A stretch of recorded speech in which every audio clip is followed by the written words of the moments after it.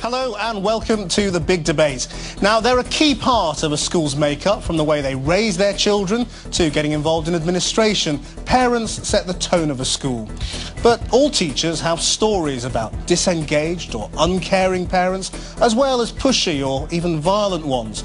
So how closely should parents be involved in schools, and is allowing them to set up new state schools of their own a good idea?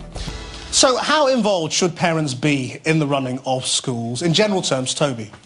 I think they should be as involved as they're willing to get. In the case of our group, what we're trying to do is we're hoping to set up an academy in which the 250-strong parent group that I'm leading will be the main sponsor. And that means that in addition to setting up the school, we'll design the school's ethos, we'll have a hand in designing the school's curriculum, and we'll appoint the head, and then we'll form the majority on the Board of Governors. But I should say that it's actually inaccurate to describe my group as a parent group. It is actually a parent and teacher group. Many of the people on the steering committee are very senior teachers. So it's not like a bunch of nutters and ignoramuses kind of devising a school from scratch. We've got some very experienced people who have some very shrewd ideas about how to set up a high-performing state secondary school. OK, Mary, how involved should parents be? I mean, can they be too involved? Yes, they can be too involved. I mean, parents should be the teacher's best friend, and they should be a very good and active relationship between teachers and parents in support of teachers' pupils and parents' children. They can be too involved, and that can be very damaging both for the child and for their progress in the school.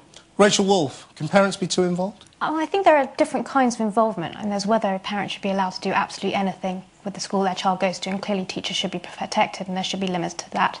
There's whether parents should be allowed to go and set up their own schools if they really feel that what current provision is right is unacceptable. And then, which I think is the most important thing, is whether parents should be able to make a meaningful decision in the first place about which school their child goes to. And I think that's what's really lacking at the moment, particularly in the most deprived areas. I think that parents ought to be involved as much as possible for the school community to be successful, and it depends on the sort of community that you're serving.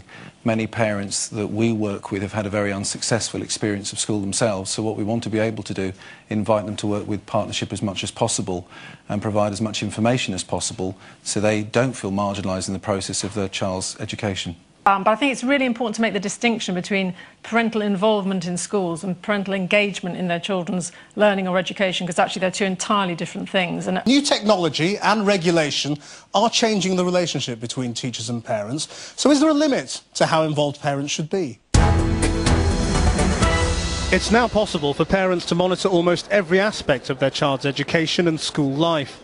Online reporting and home access means mums and dads can check up on their child's attendance and find information on their progress, achievement and behaviour, all from the comfort of their homes or offices.